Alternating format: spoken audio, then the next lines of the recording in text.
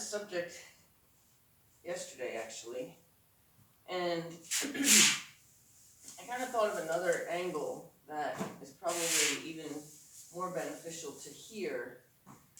Uh, your horse knowing the difference between affection and disappointment, and the scales of that need to be out of balance. You need to have your horse feeling more affection from you than disappointment from you. You need your horse to know what to strive for. You need your horse to know what he likes better from one thing to another. So from your loving, affectionate side or your disappointed side, and in a lot of people's levels of your frustration side or your angry side. We need horses to have a very black and white difference in who you are with them so that they can determine which they prefer. Because often horses are handled with very controlling hands, very managing hands, very micromanaging hands, hands that sit on the snap of the lead rope underneath the horse's chin while walking politely with you, yet still being treated like they're not trusted. Horses that don't get the freedom to be trusted, to understand what their job is, to be trusted with their own responsibilities, can't really determine the difference between like freedom and control. And where they're allowed to experience responsibility, therefore self-control. Horses that know how to ground tie are horses who have been taught self-control, who have been taught the responsibility of you stand here, you don't move until I come and collect you from this spot. That's teaching a horse how to be in charge of his own responsibilities. So, we have a horse who you just love dearly, and yet you handle in a very mistrusting way. You handle in a very protecting way, a very controlling, micromanaged way, even if you don't mean to, even if it's just how you were taught. To have your horse so under your direct control can make it very hard for him to tell the difference between a affectionate relationship, a trusting relationship, and a disappointment or a mistrust that has an actual reason. So what I do is I make sure 100% that my horses are always given a black and white knowledge of what is expected of them. My horses know their responsibility of where to walk when I lead them. My horses know their responsibility to stop when I stop moving, to back up if I back up, to stand still if I bend down in front of them, and to say pick up a piece of baling twine or something that's on the ground. If I'm walking along and all of a sudden I decide I want to stop and bend down and pick something up, my horse needs to be aware of me like a mommy horse is aware of its baby. There's no reason your horse cannot be just as conscientious about where you are than a mama horse is with her baby. And I've always handled my horses that way, and I've always demanded that much respect from my horses. And there's no micromanaging in that. There's just, it's an understanding. It's very black and white. So now you've gotten your horse to where he has a black and white understanding of what is expected of him. And now you have an opportunity to then invest quality time in the affection of the relationship. Okay? So now, when you can, like for example, this morning, every morning, but this morning, I took Logan outside, and he did something that I really, really appreciated. We've got mud here right now, but I try to kind of protect my aesthetics of my property. So I do ask the horses to kind of maintain the same mucky path so that my path stays, 4 feet wide instead of, 10 feet wide. So I ask them to travel in the mucky part of the grass. And Logan sometimes says, I don't understand why I have to walk in that when there's nice fluffy grass over there that looks perfectly fine for me to walk in. He doesn't understand, my reason. So sometimes we have to kind of have a conversation about it. No, that's where I want you to go, but I don't want to. No, that is where I want you to go, but I don't want to. And it's not always a conflict. It's a conversation of what, his opinion is put on the table. He doesn't think he should have to walk in that. And you know what? I'd rather he didn't have to walk in that, but it is what it is.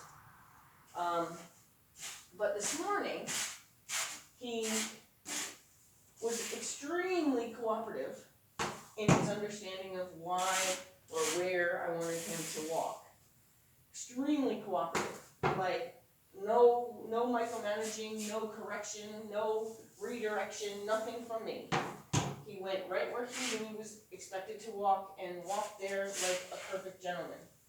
So when we got into the paddock and it was time to let him free for the day, now none of my horses rip their heads out of the halter. None of my horses take off from me when I let them loose. All of my horses stay with me at the gate and ask or expect a one-on-one mommy-me moment. Not one of my horses think they're supposed to just run off. In fact, I usually have to give them a pat and a little nudge to tell them to go have a good day. But never ever have I had a horse run away from me as soon as he felt his halter come off his head. Not one of my horses does that. But anyway, and that's because I take that mommy-me time. I take that time to be loving. I take that time to offer them the heart in my hand and tell them how great I think they are and how blessed I am to have them in my life, and that I can't wait to see them again when I get home tonight, and really just let them know how special they are to me. And there's no reason I wouldn't. They are. Why would I want a horse if I didn't want them to be a special part of my life? So therefore, a horse that's special to me should be told he's special to me. So I spent a little time with him this morning, not only in my normal mommy-me time, but I spent a little extra time letting him know how much I appreciate his cooperation this morning and how much I appreciate his understanding of what I wanted him to do today, and really spent a lot of time letting him know how special he is. Now, when you take the time to do that, your horse knows exactly what side of you they desire. They know what they like when they're with you. They know what they appreciate when they're with you. Now, let's just say tomorrow he gives me a hard time about walking through the muck. He says, I did it yesterday, I'm not going to do it today. Maybe he says that. If he does, all he would have to do is recognize that my body, and maybe even my tone, not yelling, I don't yell at my horses, maybe my tone or my body language would tell him that I am disappointed in the conversation that we're having. I'm disappointed that you are not cooperating with me today. Well, because they can spend more time in love zone, more time in affection zone, more time being told how special they are, when they're being told this is not acceptable, you're disappointing me, they can easily tell the difference. They can easily tell that one is much more desirable than the other. Now, I want to also make a point that people who think cookies is a way of showing love don't actually understand that horses become very dominant over you when it comes to being given treats. Horses that do not view you as a good leader view you as somebody who's got the goods, and if they view themselves as the leader over you, you will not be thought of as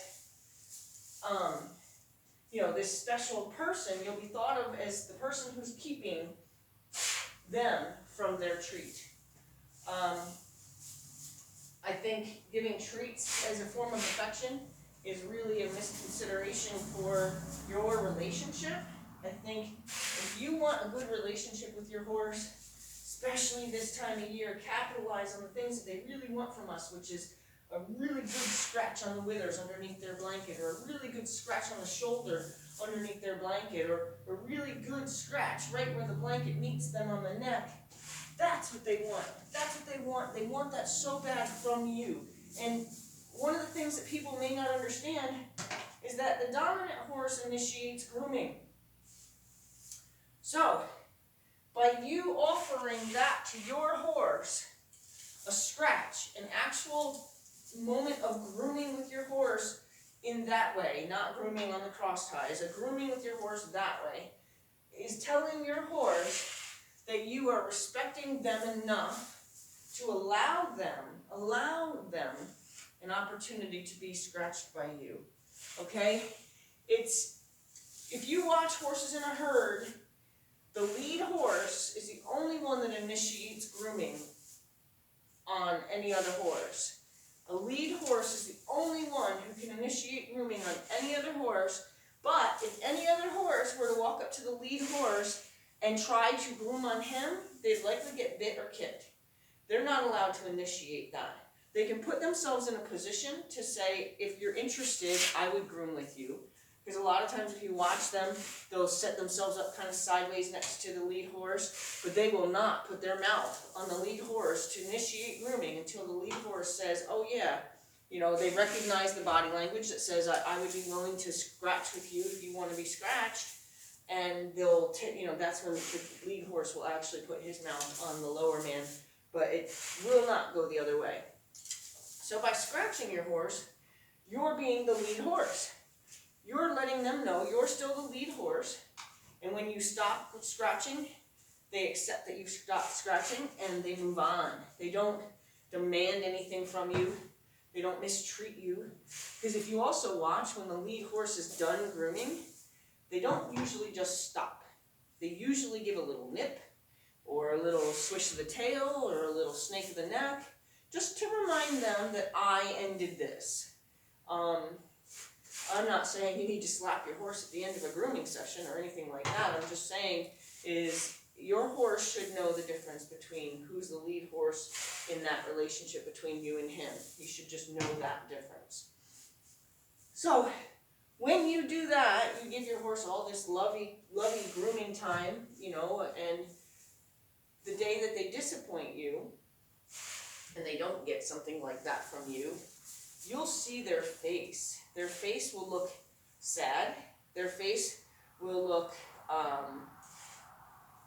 thinking. Like they'll look like they're thinking, like, what did I do? It gives them a chance to reflect on what they did to possibly upset you. And they try so hard not to, because it's so important to them to have those special moments with you. It's so important. If you watch horses in a herd want so bad to have the lead horse think of them as second man. It's not very many of them really care about being the boss, because the boss has got a lot of responsibility. Not many of them actually want to be the boss. But ones that are the boss always have one guy below him so desperate to be his friend. And that's what you want. You want your horse to be the one below you, desperate to be your friend, desperate to please you, desperate to do what you want, because they know the rewards of being second man. You want your horse to strive to be second man. You want your horse to not want to get kicked when, he gets in your space. You know what I mean? Like, if he's the second man of a herd, he wants to be the one that gets to walk beside you.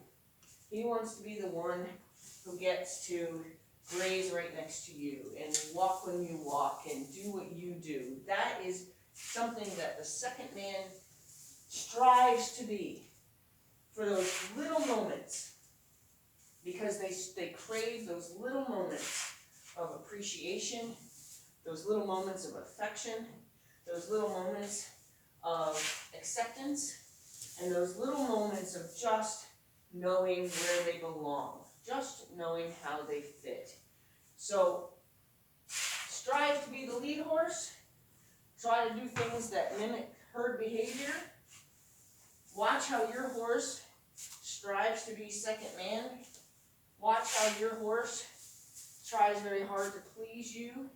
And when he makes you not pleased, watch how your horse reflects on that when they recognize that, like, I can't raise my voice with my horses without them having a very high-headed, oh my God, I'm so sorry, stock still. Like, I don't scare my horses. I get a stock still kind of response from my horses where it's complete reflection on what did I do to cause that? What did I do to make her mad? I don't want her upset and unhappy with me, because it's so important to them to be second man. Learn from herd behavior how to be the best leader for your horse. Learn from herd behavior how to make your horse strive to be second man. Don't think cookies are part of that. In fact, cookies are something that sets the scales out of balance. Am I saying your horses should never get one of those tasty sugary treats? No, not at all. But I am saying if you put them in their bucket, they're happy. You give it to them out of your hand, and they don't already view you as the leader, trust me, you are setting the scales out of balance. And your horse, I mean, have you ever seen your horse mug you? Have you ever seen your horse push on every little pocket you've got on your jacket, or nudge you out of the way, or try to get you to, like acting almost a demanding way, like, give me goods? That's not cute. I know it causes people to laugh and they think that that's a cute behavior. There's nothing cute about that. That's absolute pushy, absolute dominance. There's nothing cute about that. But yet, people think it is, so they carry treats in their pockets and they wonder why horses bite. I have a no handheld treat rule here at my barn, and I honor that rule myself. It's not because I just don't want people to give their horses treats. It's a safety issue. If horses here never expect to find a treat on a human, horses will never bite people in my barn. Horses that expect treats, horses that demand treats, are horses that will bite someone's grandmother that's just coming to visit. Horses that will put their heads out of the stall and come out and bite somebody because that person shouldn't be in front of their stall without something to give them. Seen it way too many times, and I know the association is with treats. So, sorry I got on a treat rampage. I probably should even do a whole thing just about treats and my feelings on treats. Do I think horses can learn with treats? I think treats can motivate. I'm not saying that they can't motivate. If you have a dull personality, a clever personality, what would be considered a left-brained horse who, really is a puzzle solver and really a thinker and yet doesn't have a lot of fire in their feet and really doesn't want much to do motivationally as far as physically moving around, yeah, you could motivate that horse through food, because most of those horses are food-driven horses. However, if your scales are out of balance and he doesn't see you as the leader, well, he's also clever enough to know how to push you around to get those cookies and still not do what you want him to do. So, I got on the wrong page with the cookie thing, but definitely if you let the scales be way out of balance with affection, not cookies and carrots, affection, an affection that mimics leadership in a herd, and then you make sure that that is your solid relationship, When you're disappointed in your horse and your body language and your tone lets them know that, your horse will strive to do better because they prefer to be allowed to be second man on that totem pole.